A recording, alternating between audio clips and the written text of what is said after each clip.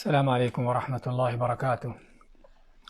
الحمد للہ رب العالمین والصلاة والسلام علی رسولہ الکریم وعلی آلہ وصحبہ ومن سار علی نہجہ الی یوم الدین وسلم تسلیما کثیرا۔ اللہم ارزقنا علما نافعا وعملا متقبلا ورزقا طیبا۔ اللہم علمنا ما ينفعنا وانفعنا بما علمتنا وتقبل منا۔ ابھی ہم انشاءاللہ عقیدہ منہج کی کلاس لیں گے، جس میں ہم نے سابقہ درس میں رسولوں پر ایمان کے حوالے سے موضوع جاری رکھا تھا۔ سوال نمبر 49، 50 اور 51 میں کہ رسولوں پر ایمان لانے کا معنی کیا ہے، یعنی اس میں کیا کچھ آتا ہے، کیا کچھ شامل ہوتا ہے، کیا کیا تقاضے ہیں رسولوں پر ایمان لانے کے، اور کافی تفصیل سے ہم نے اس چیز کا ذکر کیا تھا۔ اور اس کے بعد سوال نمبر 50 میں رسولوں کی شریعتوں میں فرق کیا ہے، کیا تمام انبیاء رسولوں کی شریعت ایک ہی ہے یا اس میں فرق ہے، اور اگر ایک ہے تو کس لحاظ سے ہے، اور اگر فرق ہیں تو کہاں پر فرق ہیں، کن چیزوں میں فرق ہیں۔ تو یہ وہ اہم نقطہ تھا جس کا ہم نے ذکر کیا تھا۔ اس کے بعد تیسرا سوال تھا ہمارا 51 کا 51 نمبر سوال کہ رسولوں میں سے اولو العزم کون ہیں۔ اللہ نے اپنے انبیاء رسولوں کے مرتبے مقامات ان کو ایک دوسرے سے اونچا کیا ہے، تو ان رسولوں نبیوں میں اولو العزم انبیاء کون کون تھے اس کا بیان ہوا تھا۔ آج ہم انشاءاللہ سوال نمبر 52 لیں گے 52، کہ جس میں ہے کہ محمد صلی اللہ علیہ وسلم کی باقی نبیوں سے کیا کیا خصوصیات ہیں۔ سب سے پہلے تو اس سوال کا لینے کا مقصد کیا ہے، اور اس سوال کو، اس کا جواب جاننے کے ہم کو کیا فائدے ہیں، کیونکہ جب ایک چیز سامنے ہوتی ہے، ایک ٹارگٹ سامنے ہوتا ہے، تو آدمی پھر اس کو جاننے کی کوشش بھی کرتا ہے، اس میں دلچسپی لیتا ہے، اور جب ٹارگٹ نہیں ہوتا تو آدمی پھر ایک چیز کو بے دلی کے ساتھ کرتا ہے اور سمجھتا ہے، جانتا ہے، لیکن اس کے ساتھ اس کا کوئی دلچسپی نہیں ہوتی۔ تو یہاں پر بھی یہ سوال جو ہے کہ محمد صلی اللہ علیہ وسلم کی باقی نبیوں سے کیا کیا خصوصیات ہیں، تو کیا یہ صرف ہم کو علمی طور پر ہی جاننا ہے کہ کیا کیا آپ کی خصوصیات ہیں بس، اور اس کا ہماری عملی زندگی کے ساتھ کوئی تعلق نہ ہو، بلکہ حقیقت یہ ہے کہ آپ صلی اللہ علیہ وسلم کی خصوصیات کو جاننے کا مقصد یہ ہے کہ تاکہ پتہ چلے کہ نبی کریم صلی اللہ علیہ وسلم کی کیا فضیلتیں ہیں، اللہ تعالیٰ نے آپ کو کیا عظیم الشان مقامات سے نوازا ہے۔ اور ظاہری بات ہے کہ کسی بھی شخصیت کے بارے میں جب آپ کو اس شخصیت کے اچھے پہلو، اس کے عظیم کارنامے اور اس کے فضائل و مقامات آپ کے سامنے آتے ہیں، تو اس شخصیت کی عزت اور وقار، اس سے عقیدت اور محبت دل میں بڑھ جاتی ہے۔ تو اگر ہم عام لوگوں کے حوالے سے یہ چیز سمجھتے جانتے ہیں کہ کسی کی پہچان کرنے سے، اور جب پتہ چلتا ہے کہ اس کے کیا مقامات ہیں، ان چیزوں کو جاننے سے اس شخصیت کی حیثیت دل میں بڑھ جاتی ہے۔ چاہیے کہ رسول کریم صلی اللہ علیہ وسلم کی ذات، کہ جن کے فضائل کو جاننا ہر مسلمان پر ضروری ہے، تاکہ اس کو پتہ ہو کہ نبی کریم صلی اللہ علیہ وسلم کا کیا مقام ہے، آپ کی کیا شان و منزلت ہے۔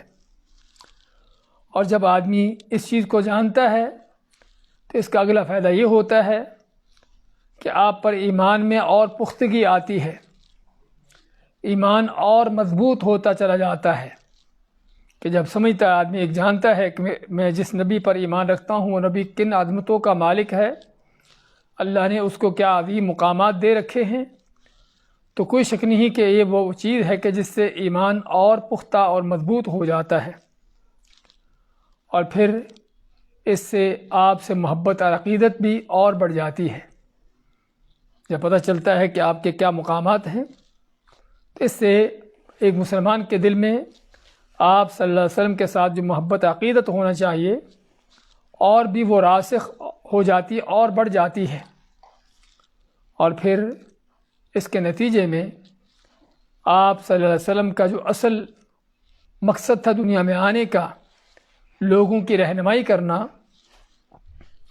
اور لوگوں کو اپنا رستہ طریقہ دکھانا، تو اس سے کیا ہوتا ہے کہ اور ایک مسلمان کے دل میں شوق پیدا ہوتا ہے نبی کریم صلی اللہ علیہ وسلم کی اتباع کا، آپ کی سنت پر چلنے کا، اور بلکہ ہر چیز میں آپ کو اپنا نمونہ آئیڈیل بنانے کا۔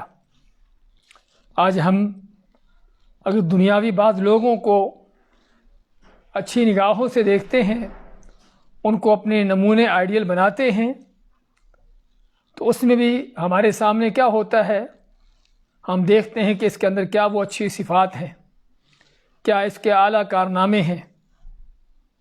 تو اگر دنیا کے، اور ہم نہیں کہتے مسلمان بلکہ کافروں کے، بدماشوں کے، جو کہ ہمارا آج کل کلچر چل رہا ہے، ان کے کسی جھوٹے کارناموں کو، ان کے کسی بےہودگی کے ایسے کاموں کو ہم بڑے سراہتے ہیں اور سمجھتے ہیں کہ بہت بڑا اس کا یہ کارنامہ ہے۔ تو اصل اللہ کی مخلوقات میں سب سے بڑے جس کے کارنامے ہیں اور سب سے اعلیٰ جس کا کردار ہے، اور جس کی اعلیٰ کردار کی خود اللہ تعالیٰ گواہیاں دیتا ہے، وہ کون ہے کہ وہ رسول کریم صلی اللہ علیہ وسلم ہیں۔ تو اس لیے ہم چاہتے ہیں کہ ہر مسلمان، بچہ ہو یا بڑا ہو، مرد ہو یا عورت ہو، رسول کریم صلی اللہ علیہ وسلم کی ان خصوصیات کو، ان فضائل و انعامات کو جانے کہ اللہ نے آپ پر کیا انعامات کیے ہیں اور آپ کو کن فضیلتوں سے نوازا ہے، تاکہ ان چیزوں کو جان کر اور ایمان پختہ ہو، آپ سے محبت عقیدت اور بڑھ جائے، اور صحیح معنوں میں آپ کی سنت کی اتباع کرنے کا جذبہ پیدا ہو، اور پھر رسول کریم صلی اللہ علیہ وسلم کی ذات ہی کو اپنا نمونہ قرار دیا جائے۔ تو یہ ہے اس سوال کا مقصد۔ اب آپ ہم آتے ہیں اس کے جواب کی طرف۔ تو آپ کے سامنے جواب مختصر لکھا ہوا ہے، لیکن ہم انشاءاللہ اس میں تفصیل بیان کریں گے کچھ، کہ اللہ تعالیٰ نے آپ صلی اللہ علیہ وسلم کو بے شمار خصوصیتوں سے نوازا ہے۔ وہ بے شمار خصوصیتیں بہت زیادہ ہیں، اور حتیٰ کہ علماء نے اس موضوع پر باقاعدہ الگ سے کتابیں تالیف کی ہیں، کتابیں تصنیف کی ہیں، جس طرح کہ علامہ سیوطی کی کتاب ہے الخصائص الکبریٰ کے نام سے، اور اس طرح علامہ ابن الملقن کی کتاب ہے غایۃ الصول فی خصائص الرسول، اور بھی اس طرح کی کئی کتابیں ہیں کہ جن میں علماء نے خصوصاً رسول کریم صلی اللہ علیہ وسلم کے جو فضائل و مقامات تھے ان کو جمع کیا ہے، اور کافی بہت بڑی مقدار میں جمع ہوئے ہیں۔ تو چنانچہ اللہ تعالیٰ کا فرمان ہے وَمَا أَرْسَلْنَاكَ إِلَّا كَافَّةً لِلنَّاسِ بَشِيرًا وَنَذِيرًا، یعنی آپ کی خصوصیتوں کی دلیلیں قرآن کریم سے اللہ ماتا ہے کہ نہیں، ہم نے آپ کو بھیجا مگر سبھی لوگوں کے لیے، ان کو خوشخبری دینے والا بنا کر اور ان کو ڈرانے والا بنا کر۔ اور خود رسول کریم صلی اللہ علیہ وسلم کا فرمان ہے انا سید ولد آدم یوم القیامت ولا فخر، کہ قیامت کے دن میں آدم کی اولاد کا سردار ہوں گا، اور اس میں کوئی فخر کی بات نہیں۔ یعنی آپ فرماتے ہیں کہ میں فخریہ طور پر یہ نہیں کہتا، بلکہ تم کو خبر دینا چاہتا ہوں کہ اللہ نے مجھ کو کیا مقام دیا ہے کہ آدم کی اولاد کا سردار، اور آدم کی اس اولاد میں تمام اللہ کے نبی، رسول، نیک، ولی، بزرگ سبھی شامل ہیں، تو آپ ان سبھی کے سردار ہیں، جس طرح کہ صحیح مسلم کی حدیث ہے۔ اور اس کے علاوہ بھی آپ نے بعض احادیث میں اپنی خصوصیات کو ایک جگہ جمع کرنے سے مراد یعنی کہ ایک خصوصیات کو ایک ایک حدیث میں بیان کیا۔ انہی میں آپ صلی اللہ علیہ وسلم کی حدیث فرماتے ہیں اعطیت خمسا لم یعطہن احد قبلی، کہ اللہ نے مجھے 5 وہ خصوصیتیں دی ہیں کہ جو مجھ سے پہلے کسی کو نہ دی گئی تھی۔ یعنی خصوصیتوں سے مراد کیا ہے؟ خصوصیت سے مراد یعنی وہ چیزیں کہ جو صرف نبی کریم علیہ السلام کو حاصل ہوئیں، حتیٰ کہ کسی اور نبی رسول کو بھی نہ مل سکیں، کہ جائے کہ جو نبی رسولوں سے کم درجے کے ہوں، کوئی عالم ہو، کوئی اللہ کا ولی بزرگ ہو، یا کوئی امام ہو، کوئی بھی ہو جو نبیوں سے کم درجے کے ہیں، ان کا تو کیا، بلکہ حتیٰ کہ انبیاء رسولوں کو بھی یہ چیزیں نہ ملی کہ جو چیزیں اللہ تعالیٰ نبی اکرم صلی اللہ علیہ وسلم کو عطا کی۔ تو آپ مانتے ہیں کہ مجھے اللہ نے 5 وہ چیزیں عطا کی ہیں کہ جو مجھ سے پہلے کسی نبی کو نہیں دی گئیں، اور وہ 5 چیزیں کیا ہیں آپ ان کو گن کر بتاتے ہیں کہ 1 ماہ کی مسافت کی دوری پر ہی دشمن پر میرا رعب طاری ہو جاتا ہے۔ ابھی دشمن 1 ماہ کی مسافت پر ہے۔ 1 ماہ کی مسافت کا معنی کہ جس کو پہنچے تک 1 مہینے کا ٹائم لگے، ابھی دشمن اتنی دور ہوتا ہے، اور اس سے پہلے ہی اللہ تعالیٰ اس دشمن کے دل میں آپ صلی اللہ علیہ وسلم کا رعب ڈال دیتا ہے۔ اور یہ کوئی معمولی سی چیز نہیں، بہت بڑی بات ہے۔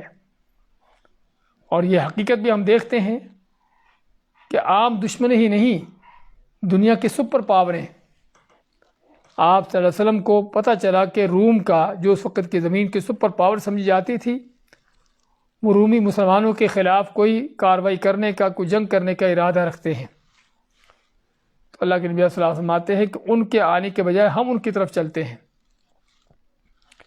تو آپ مدینہ سے تبوک کا سفر کرتے ہیں، 700 کلومیٹر سے اوپر کا سفر، اور شدید گرمی میں اور صحراؤں میں، اور 30,000 سے اوپر کا صحابہ کا لشکر لے کر جاتے ہیں، اور جا کر روم کی سرحد پر 20 دن تک پڑاؤ ڈالتے ہیں تبوک میں، اور ان کافروں کو للکارتے ہیں، کیونکہ آپ کا وہاں پر جانا ہی حقیقت میں مسلمانوں کی طرف سے، آپ کی طرف سے کافر کو للکار تھی، لیکن کافر کو جرأت نہیں ہوئی کہ آپ کے مقابلے میں آئے۔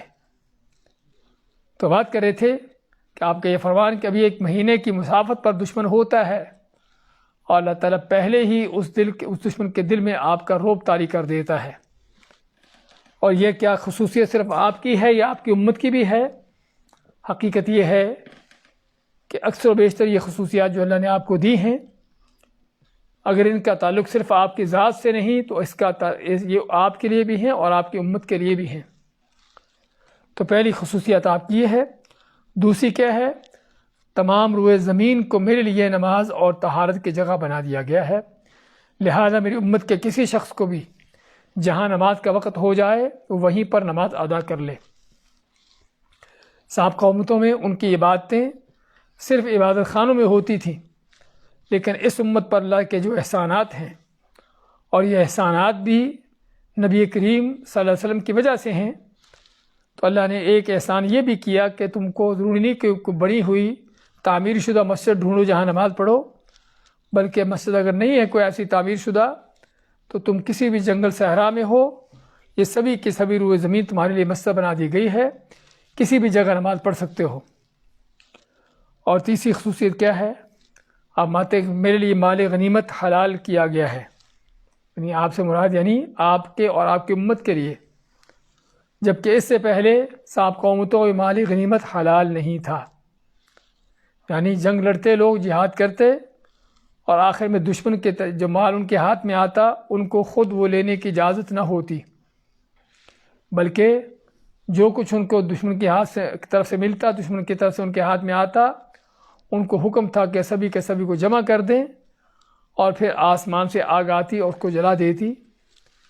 تو مالی غنیمت سابقہ امتوں کے لیے حلال نہ تھا، لیکن آپ صلی اللہ علیہ وسلم اور اللہ تعالیٰ نے اس امت کے لیے مال غنیمت کو حلال قرار دیا۔ بلکہ آپ فرماتے ہیں جعل رزقی تحت ظل رمحی، کیا اور تو اور آپ مانتے ہیں کہ میری روزی اور میری انکم کا ذریعہ کہاں سے ہے؟ وہ نیزہ چلنے سے ہے، جہاد سے ہے۔ چوتھی آپ کی خصوصیت کیا ہے اس حدیث میں؟ آپ فرماتے ہیں کہ مجھ کو شفاعت کا حق عطا کیا گیا ہے۔ تو کیا شفاعت آپ ہی کریں گے؟ ہاں، شفاعت کرنے والے آپ بھی ہیں، فرشتے بھی ہیں، اللہ کے نیک بندے بزرگ بھی ہیں، شہداء بھی ہیں، مختلف لوگ ہیں، اور آپ سے پہلے انبیاء رسول بھی سبھی ہیں. تو آپ کا یہ فرمان ہے کہ مجھے شفاعت کا حق عطا کیا گیا ہے. اس سے مراد معلوم ہوتا ہے کہ وہ خاص شفاعت ہے، اور وہ شفاعت عظمیٰ، شفاعت کبریٰ ہے کہ جس شفاعت سے اللہ تعالیٰ بندوں کا حساب شروع کرے گا. اور وہ لمبی حدیث ہے کہ لوگ قیامت کے دن کس قدر مشکل کا، پریشانی کا شکار ہوں گے اور چاہیں گے کہ کوئی ان کی سفارش کرے اور اللہ تعالیٰ ان کو حساب لے کر اس جگہ سے، محشر کے میدان سے چھڑا دے ان کو. تو مختلف انبیاء کے پاس ہوتے ہوتے آپ صلی اللہ علیہ وسلم تک پہنچیں گے. ہر نبی کوئی نہ کوئی عذر پیش کرے گا، لیکن آپ کے پاس جب آئیں گے تو آپ فرمائیں گے انا لہا انا لہا، ہاں اللہ نے مجھے اس کا اختیار دیا، مجھے اس کا حکم دیا ہے. تو آپ اللہ کی بارگاہ میں سجدہ ریز ہوں گے اور دیر تک سجدہ میں پڑے رہے، دعائیں کریں گے. اس کے بعد اللہ کی طرف سے حکم ہوگا کہ اپنا سر اٹھائیے اور جو مانگنا چاہتے ہو مانگیے، اور جس کی سفارش کا، اور جو سفارش کرنا چاہتے ہو سفارش کریں. آپ پھر اللہ کے حکم سے سفارش شروع کریں گے. تو بات کر رہے تھے کہ یہ شفاعت کا حق جو ہے وہ کون سا ہے؟ یہ شفاعت عظمیٰ ہے، کبریٰ ہے، کہ جو صرف آپ ہی کو ملے گا. اور پانچویں خصوصیت ہے حدیث میں کہ مجھ سے پہلے ہر نبی صرف اپنی قوم کے لیے بھیجا جاتا تھا، قوم کے ہوتا تھا، جبکہ مجھے اللہ نے تمام لوگوں کے لیے نبی بنایا ہے. قل یا ایھا الناس انی رسول اللہ الیکم جمیعا، کہہ دیجیے کہ لوگوں میں تم سبھی کی طرف اللہ کا رسول بن کر آیا ہوں. تو یہ ہے اس حدیث میں آپ کی 5 خصوصیتیں. اور اس سے پہلے ہم نے آپ کی خصوصیت بتائی کہ آپ فرماتے ہیں کہ میں آدم کے اولاد کا سردار ہوں، آدم کے اولاد کا سردار ہوں گا. اور اسی طرح اور بھی بہت سی خصوصیات ہیں جس میں ہم چند اہم چیزوں کا ذکر کریں گے. اسراء اور معراج، یہ اسراء اور معراج کا واقعہ ہم دیکھتے ہیں کہ اللہ نے کسی نبی رسول کو دیا ہے. یہ مقام تو صرف اور صرف آپ صلی اللہ علیہ وسلم کی ہستی ہے کہ آپ کو اس شرف سے نوازا اور آپ کو اس سعادت سے نوازا. اسی طرح 8واں نبیوں کی امامت کروانا، نبیوں کی امامت کروانا بھی اور نبیوں کا امام ہونا بھی. آپ جب معراج پہ جاتے ہیں تو آپ بیت المقدس میں، مسجد اقصیٰ میں نبیوں کی امامت کرواتے ہیں. اور قیامت کے دن آپ کیا فرماتے ہیں کہ میں تمام انبیاء کا امام اور انبیاء کا خطیب ہوں گا. نبیوں کے امام اور ان کے خطیب ہوں گے قیامت کے دن. اور اسی طرح 9ویں آپ کی خصوصیت کہ آپ وہ ہستی ہیں کہ جن سے سب سے پہلے قبر کھلے گی اور سب سے پہلے آپ اللہ کی بارگاہ میں پیش ہوں گے، کھڑے ہوں گے. اور سب سے پہلی وہ ہستی ہیں کہ جن کو اللہ تعالیٰ لباس پہنائے گا. کیونکہ آدمی جب قبر سے نکلے گا تو جس طرح فرماتے ہیں کہ لوگ محشر کے میدان میں ایسے جمع ہوں گے کہ جس طرح ماں کے پیٹ سے نکلتے ہیں کہ خالی ہاتھ اور ننگے جسم، ننگے پاؤں، اور اس انداز سے. تو جس طرح ماں کے پیٹ سے بچہ نکلتا ہے، ایسے ہی قیامت کے دن سبھی لوگ محشر کے میدان میں جمع ہوں گے. لیکن اللہ تعالیٰ اپنے بعض خاص بندوں کو اس دن بھی لباس پہنائے گا، اور اس میں سب سے پہلے جس کو لباس پہنایا جائے گا وہ نبی کریم صلی اللہ علیہ وسلم کی ہستی ہیں. اسی طرح آپ کی خصوصیتوں میں سے یہ بھی ہے 10ویں خصوصیت کہ آپ کی امت خیر الامم ہے.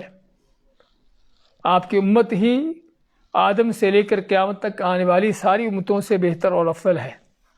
کنتم خیر امت اخرجت للناس، اللہ مانتا ہے کہ تم وہ بہترین امت ہو جسے لوگوں کے لیے پیدا کیا گیا.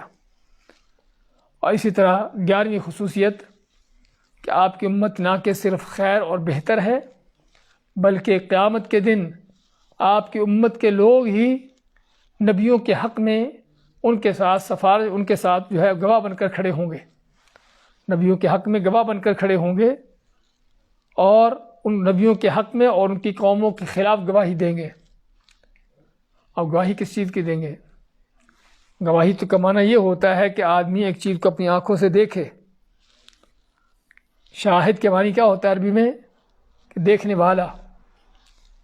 تو یہاں پر بھی شاہد کا لفظ اسی سے آیا ہے. تو اگر نبیوں کو ہم نے نہ پایا ہے، نہ ان کی قوموں کو پایا ہے، ہم سے پہلے سینکڑوں سال بلکہ ہزاروں سال پہلے گزرے ہوئے ہیں، تو ہمیں کیا پتہ کہ ان کے معاملات کیا ہے کہ جو ان کے ہم گواہی دیں؟ ہاں، ان کے معاملات کا ہمیں پتہ چلتا ہے قرآن سے۔ نوح علیہ السلام انہوں نے قوم کو ہدایت پر لانے کے لیے کیا کیا محنتیں کوششیں کی، کس کس انداز سے انہوں نے ہر وہ طریقہ اختیار کیا کہ جس میں لوگوں تک بات پہنچے اور لوگ یعنی اس بات کو سننے کے لیے تیار ہوں، اس پر عمل کے لیے تیار ہوں۔ انہوں نے ہر وہ طریقہ اختیار کیا۔ تو یہ ہمیں نوح علیہ السلام کی خبریں کہاں سے ملتی ہیں؟ قرآن سے۔ ان کے مد مقابل ان کی قوم کا کیا رویہ رہا؟ ہاں، یہ ساری تفصیلات ہیں کہ جو قرآن محفوظ کیے ہیں۔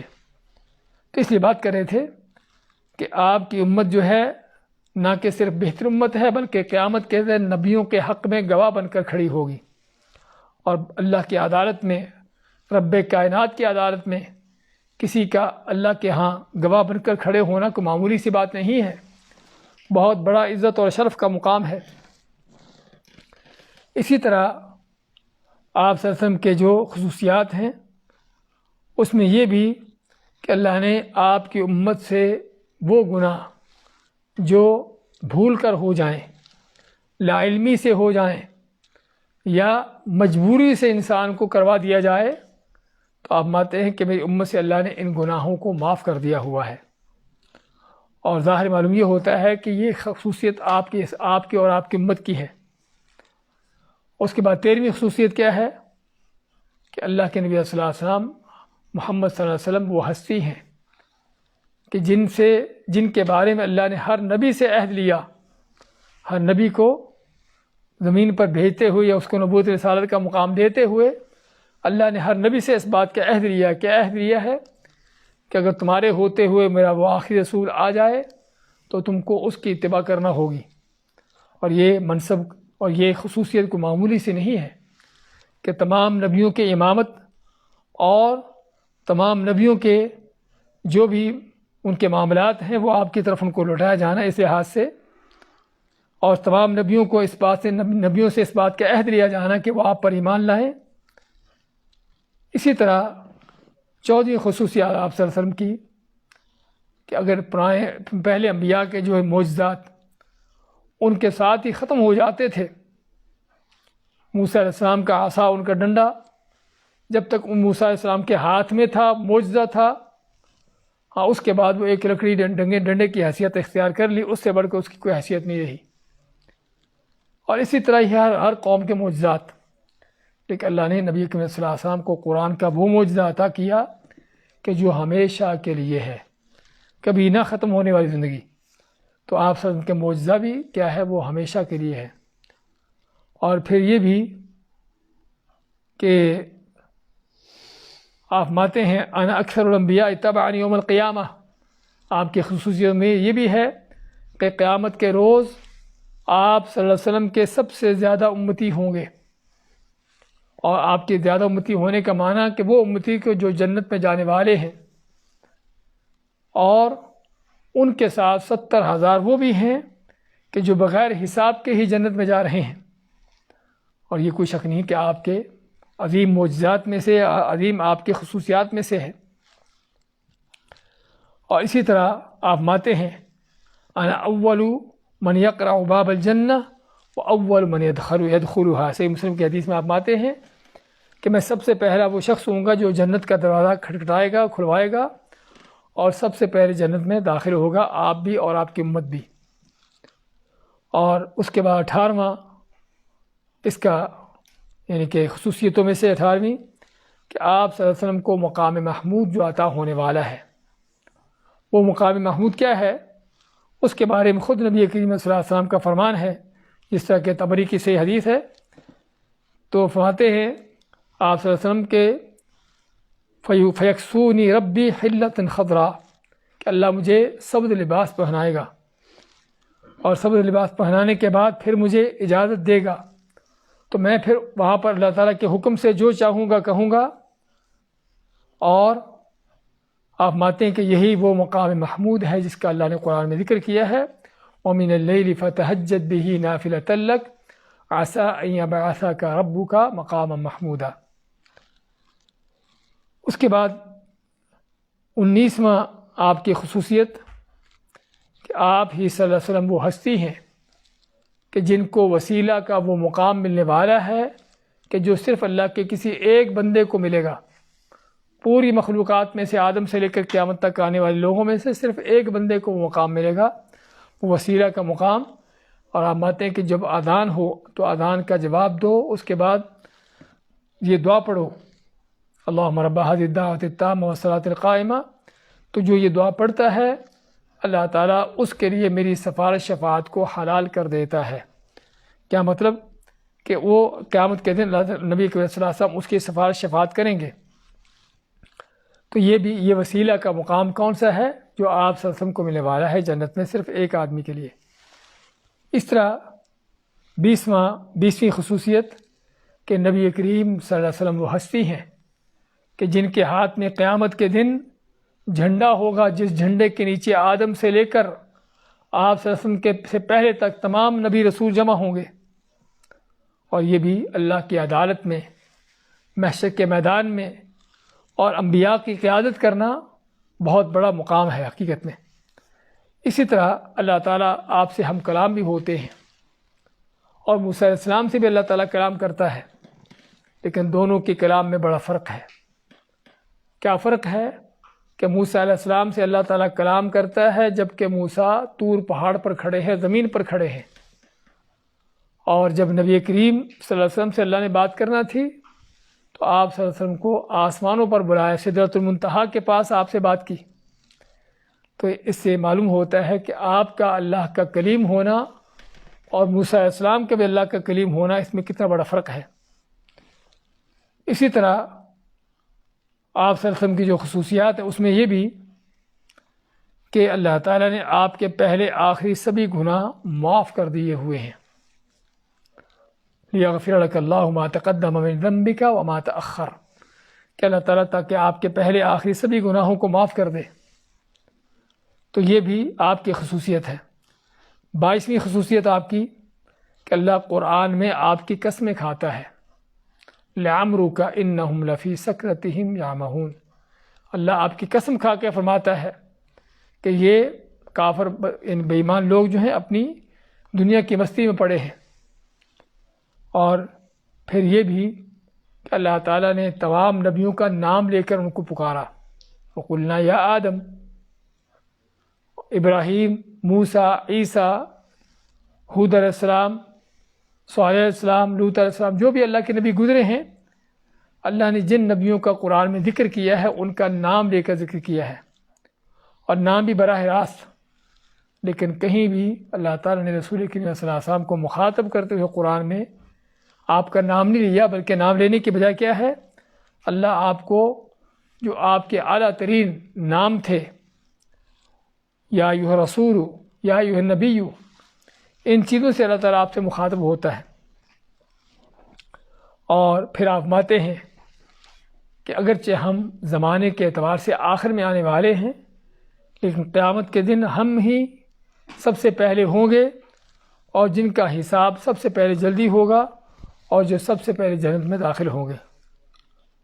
اور پھر آپ کے خصوصیات میں حوض کوثر ہے، جس کو ہم سبھی جانتے سنتے ہیں، کہ جس سے صرف وہی پانی پئیں گے کہ جو آپ کی سنت کی اتباع کرنے والے ہوں گے۔ منافق لوگ، آپ کی سنتوں کو بگاڑنے والے، ان کے لیے اس حوض میں آنے کا کوئی رستہ نہیں ہوگا۔ تو یہ حوض بھی آپ صلی اللہ علیہ وسلم کی خصوصیات میں سے ہے۔ پھر اللہ نے آپ کو وہ قرآن دیا ہے جس کے بارے میں ہم ذکر کر رہے تھے کہ جو ہمیشہ کے لیے معجزہ ہے۔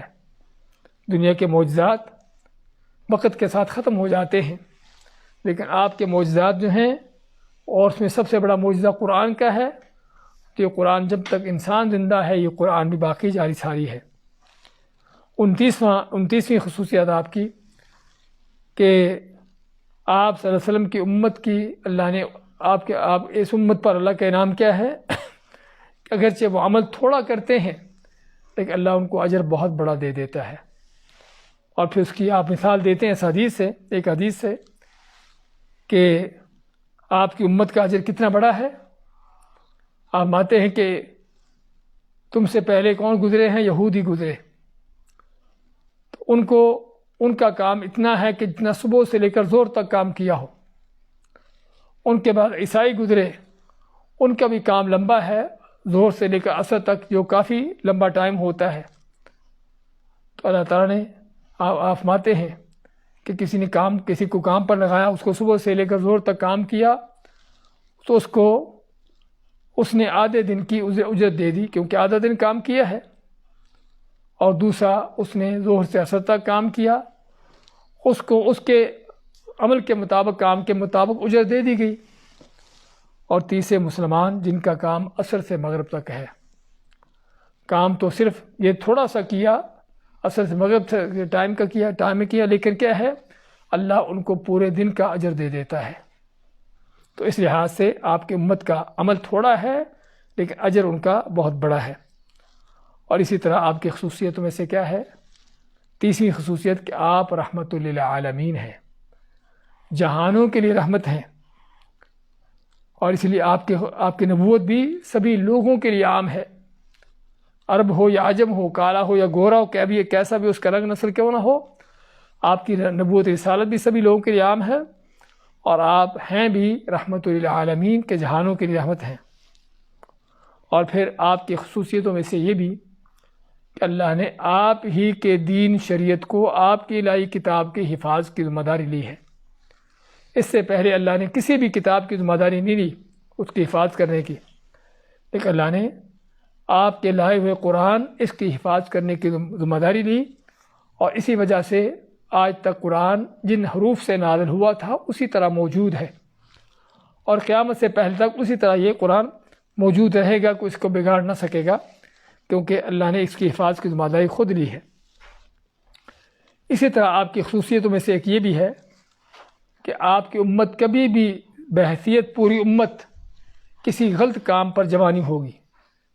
لا تجتمع امتی علی ضلالہ، کہ میری امت جو ہے کسی گمراہ کن کام کے لیے جمع نہیں ہوتی۔ ہاں، اگر کوئی چند ایک کسی غلط کام کا فتویٰ دے بھی دیں تو ان کا رد کرنے والے بھی اللہ نے ایسے رکھے ہوں گے کہ جو ان کے اس باطل کو واضح کرتے ہیں اور حق کو بیان کرتے ہیں۔ اسی طرح آپ فرماتے ہیں آپ کی جو خصوصیات ہیں اس میں کیا ہے، اعطیت جوامع الکلم، کہ اللہ نے مجھے کلمات کے جو جامع ترین انداز ہیں وہ عطا کیے ہیں۔ ایک صرف لفظ ہوتا ہے، ایک کلمہ ہوتا ہے، اس کلمے میں پورا ایک موضوع سمٹا ہوتا ہے، اور یہ بھی آپ کی خصوصیتوں میں سے ہے۔ پھر آپ مانتے ہیں کہ مجھے زمین کے خزانوں کی چابیاں دی گئی، لیکن آپ نے وصول نہ کی زمین کے خزانوں کی، کہ پتہ چلے کہ کہاں پر کون سا خزانہ ہے۔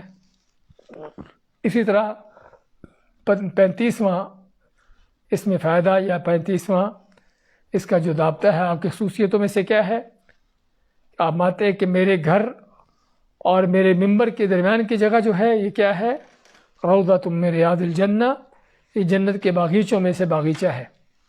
یعنی آپ صلی اللہ علیہ وسلم جہاں پر رہے ہیں اللہ نے اس کو بھی جنت کا باغیچہ بنا دیا۔ اور 36واں آپ کی خصوصیت کہ آپ صلی اللہ علیہ وسلم بھی وہ ہستی ہیں کہ جو سب سے پہلے پلسرات کو پار کریں گے، اور سب سے پہلے آپ ہی کو پہنایا جائے گا، اور پھر آپ کی امت جو ہے، آپ کی امت کے لوگ قیامت کے دن محشر کے میدان میں کیسے آئیں گے، ترد امتی غرا محجلین یوم القیامت من آثار الوضوء، آپ مانتے ہیں کہ قیامت کے روز میری امت کے لوگ جو ہیں وہ وضو کے اعضاء جو ہیں ان کے چمک رہے ہوں گے، جو وضو کے اعضاء ان کے چمک رہے ہوں گے، تو اس سے آپ پہچانیں گے کہ آپ کی امت کے لوگ ہیں۔ 39واں اس میں آپ کی خصوصیت، آپ صلی اللہ علیہ وسلم جو دین لے کر آئے ہیں کہ بعثت بالحنیفیۃ السمحہ، کہ مجھے اللہ نے آسان دین دے کر بھیجا ہے، اور دین اسلام کی آسانیاں ہم قدم قدم پر دیکھتے ہیں کہ اللہ نے کیا رکھی ہیں۔ تو یہ 39-40 تقریباً یہ خصوصیات جو ہم نے بیان کر دی ہیں، اور اس کے علاوہ بھی اور کئی ہیں، لیکن اس سے پہلے کہ ہم آگے چلیں، ان خصوصیات کے حوالے سے ہی لوگوں کی 2 قسمیں ہیں، بلکہ 3 کہہ لیجئے، 2 جو افراط و تفرید کا شکار ہیں، اور تیسری جو حق کا رستہ اختیار کیے ہیں۔ تو بات کر رہے تھے کہ آپ کی خصوصیتوں کے حوالے سے لوگوں کے مختلف دو انداز ہیں.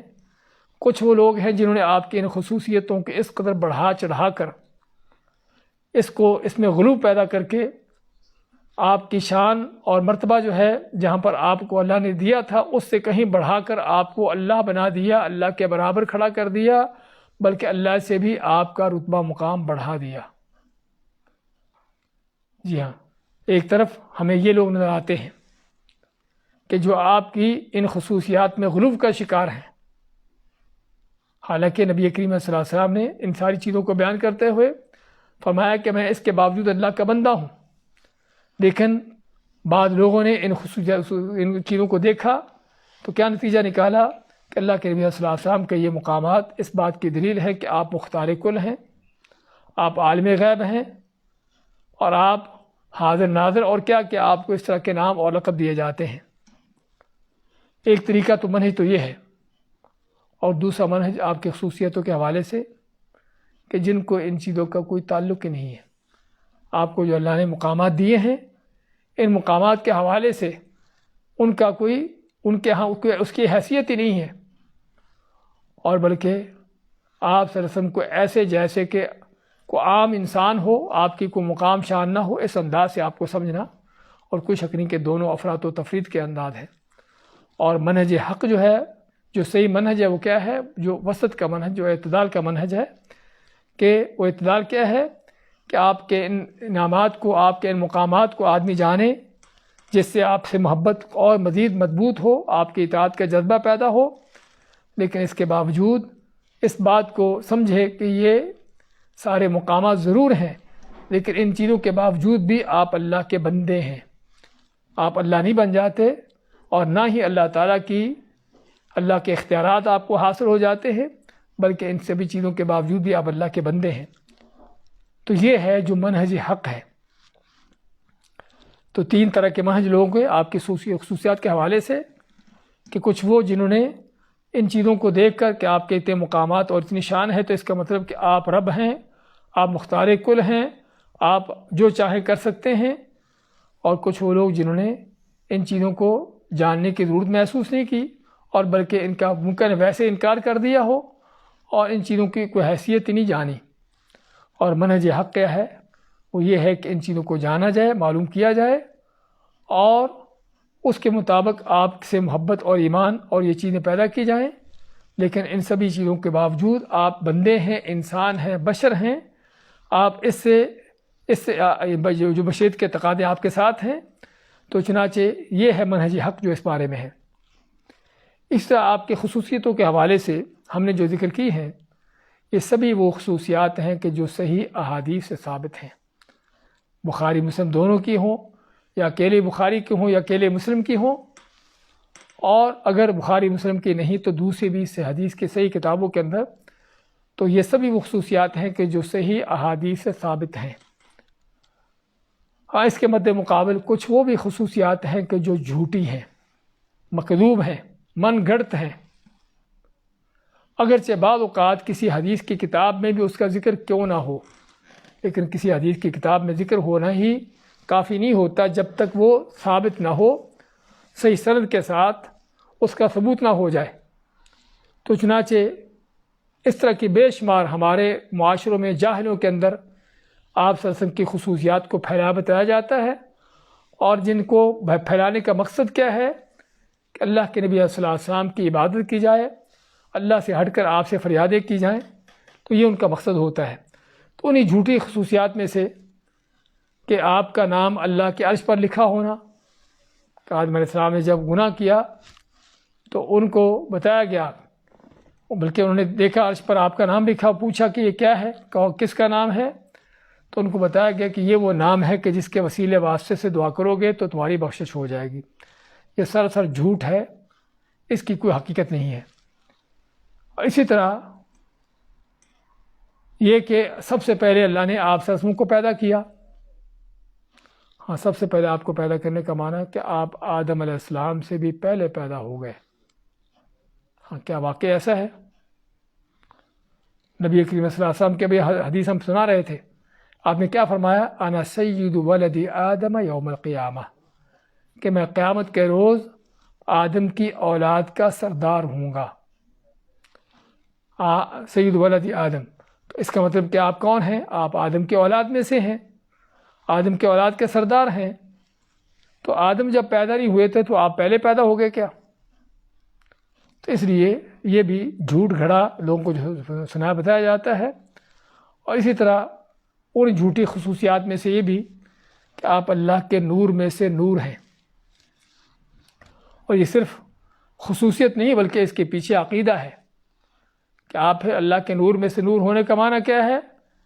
کہ آپ اللہ کا حصہ ہیں، نعوذ باللہ اللہ کا جز ہیں۔ اللہ نور ہے تو آپ بھی اللہ کا حصہ نور ہیں، اور دوسرے الفاظ میں کیا ہے کہ آپ بھی اللہ ہی ہیں، کیونکہ جو جس چیز کا حصہ ہوتا ہے وہ وہی ہوتا ہے۔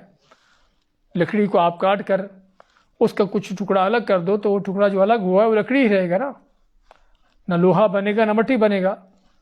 تو ایسے ہی اگر اللہ تعالیٰ نور ہے تو اس نور سے کوئی چیز الگ ہوئی ہے تو وہ بھی اللہ ہی ہے۔ ہاں، یہ اس قدر کفر کا گمراہ کن عقیدہ اس کے پیچھے آتا ہے، لیکن پھر بھی اس کا کس قدر شور مچایا جاتا ہے اس گمراہی کو پھیلانے کا۔ تو اس طرح کی ایک من گھڑت قسم کی جھوٹی آپ کی جو خصوصیات بیان کی جاتی ہیں، اور یہ عموماً ان گمراہ لوگوں کی من گھڑت ہیں، ان کے جاری کرنا ہے، ان کے پیدا کرنا ہے جو دین کو بگاڑنے کا پروگرام بنائے ہوئے ہیں۔ تو خصوصیات کے حوالے سے یہ چیز ہمیں جاننے کی ضرورت ہے کہ آپ کے خصوصیات کو جاننا چاہیے، جس سے آپ سے ایمان اور مضبوط ہو، آپ سے محبت عقیدت اور بڑھ جائے، اور آپ کے سچے اتباع کا جذبہ پیدا ہو، اور آپ ہی کو اپنا نمونہ اور آئیڈیل بنا لیا جائے۔ لیکن خصوصیات کے دیکھنا ہوگا کہ جو صحیح احادیث سے ثابت ہوں، قرآن سے ہو یا صحیح احادیث سے ہوں۔ جھوٹی اور من گھڑت چیزیں ان میں جانے کا نقصان ہوتا ہے کہ دین دنیا دونوں ہی برباد ہوتے ہیں۔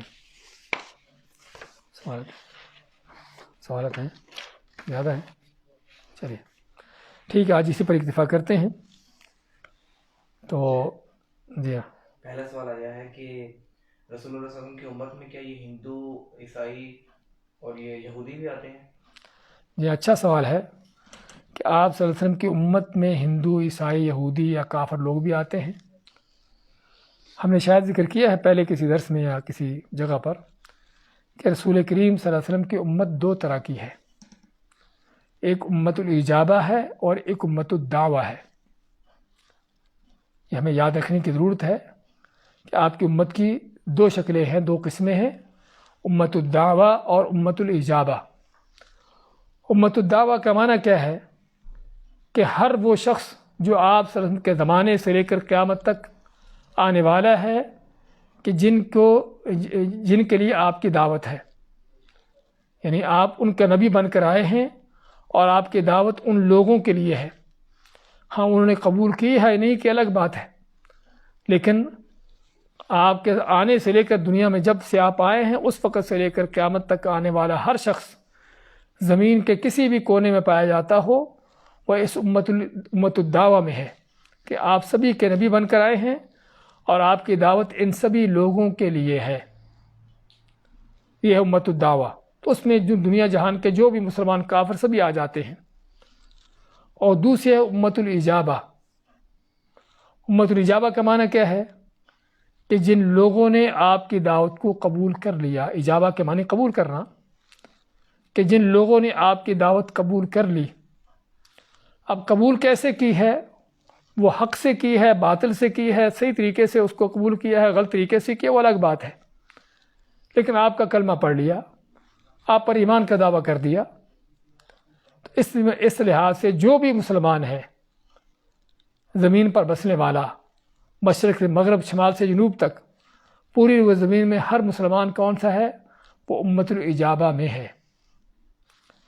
اور جن 73 فرقوں کی آپ بات سنتے ہیں وہ اسی امت الاجابہ سے ہی ہیں کہ جو کلمہ پڑھنے والے ہیں، مسلمان کہلاتے ہیں، اللہ کے نبی پر ایمان کا دعویٰ کرتے ہیں، لیکن پھر بھی وہ طریقہ کار غلط اختیار کرتے ہیں، جس وجہ سے کیا ہے کہ وہ امت الاجابہ میں ہونے کے باوجود پھر بھی آپ کے صحیح امتی نہ بن سکے اور نہ ہی آپ کے ساتھ جنت میں جا سکیں گے۔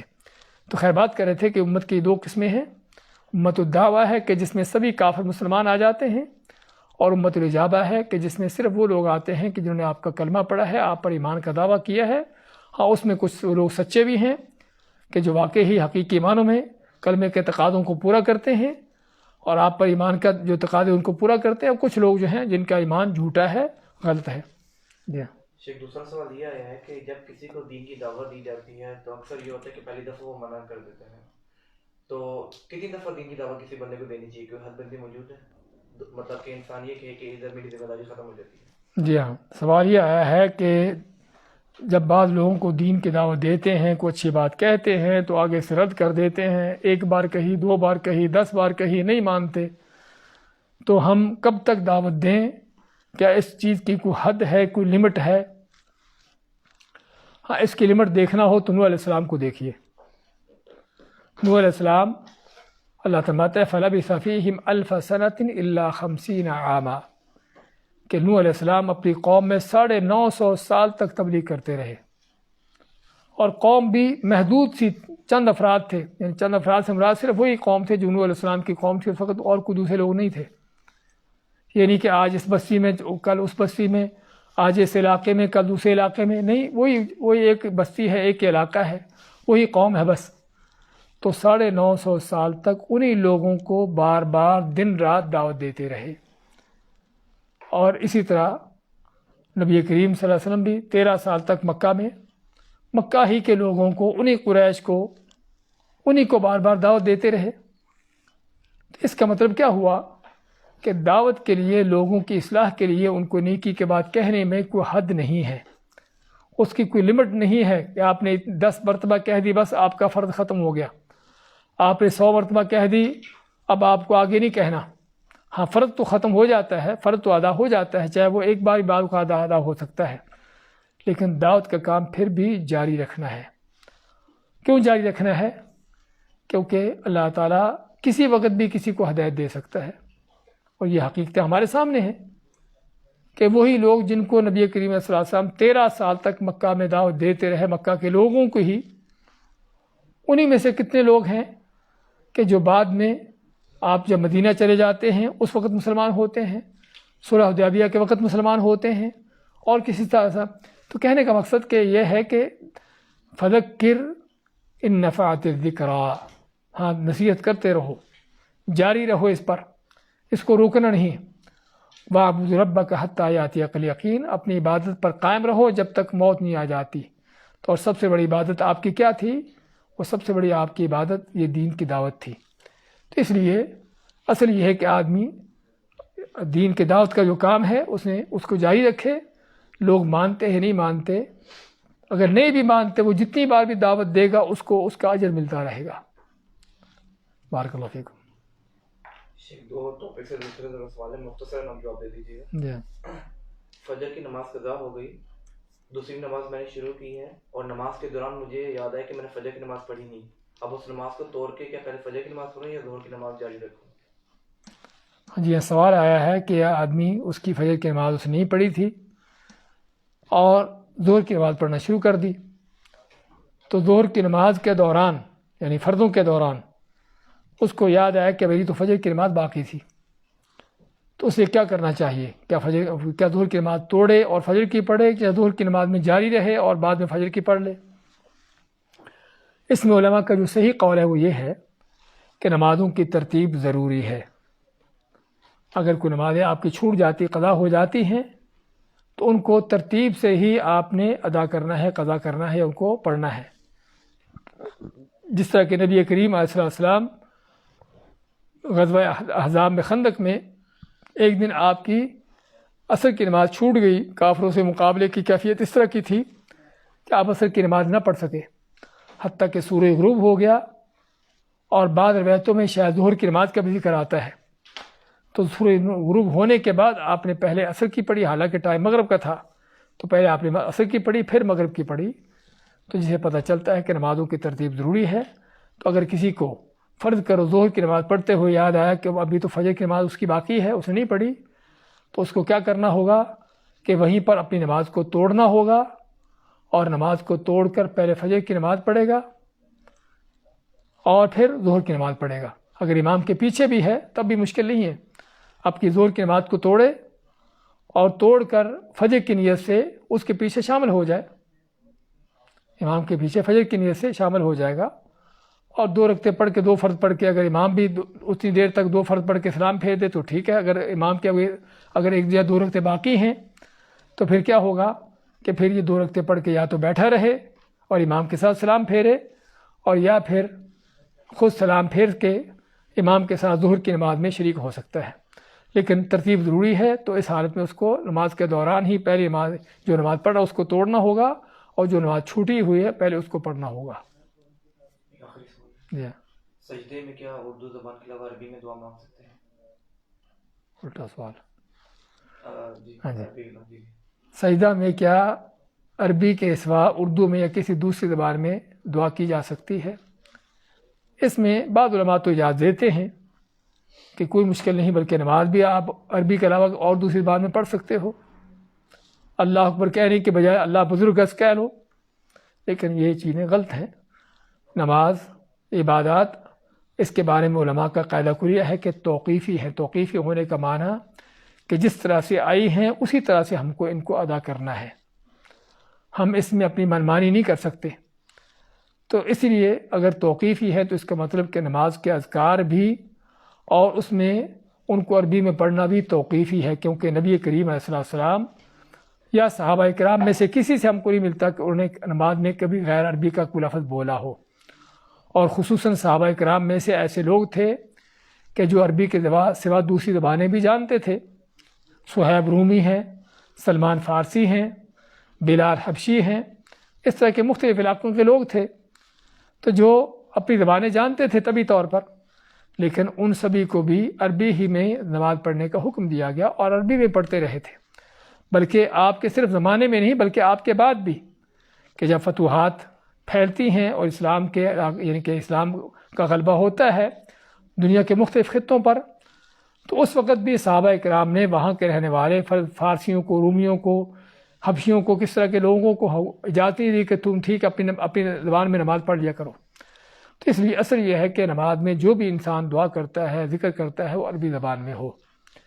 لیکن علماء فرماتے ہیں کہ اگر کوئی شخص ایسا ہو کہ جس کو عربی بالکل نہ آتی ہو اور عربی میں کچھ بھی پڑھنے کے قابل نہ ہو، کوئی بھی چیز عربی میں نہ پڑھ سکتا ہو، تو پھر ہم کیا کہیں گے؟ نماز نہ پڑھ۔ ہاں، پھر نماز پڑھے گا، اور نماز میں دعا وغیرہ جو بھی ہے اردو میں اپنی زبان میں کر سکتا ہے۔ بارک اللہ فیکم، جزاکم اللہ خیر، وصلی اللہ وسلم علی نبینا محمد۔ انشاءاللہ ابھی ہماری دوسری کلاس رہے گی کہ جو لیول 2 کے لیے تفسیر موضوعی کی کلاس ہے۔ بارک اللہ فیکم۔